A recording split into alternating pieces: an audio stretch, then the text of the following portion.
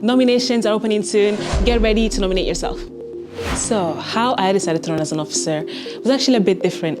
I put in my nomination like 5 minutes before the deadline, but I will say it's the best decision I ever made. Here I am 2 years later. I decided to run as an officer because of the experience I had at uni.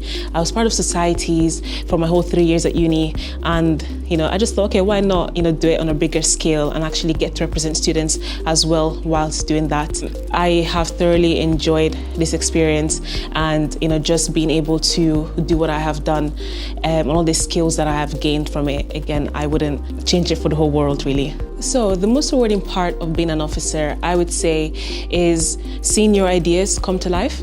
Something that just started as a thought or just written down on a piece of paper, and then actually seeing the steps and seeing it come to fruition at the end, that's it, probably is the most rewarding part. And then just seeing it back and you're like, oh, that's so cool. I was able to be a part of that, or I was able to implement that. I think that's the coolest part. And then of course, also the friendships that you make along the way. The officer team and the staff members that you work with really add on to the experience as well. So the reason why you should run for an officer position is because it is beyond the title. You get skills that you can apply in the real world. When you become an officer, you become a part of the trustee board of the student union, which means that you are a director, you're at the top, and you get to implement and make decisions on behalf of the student union.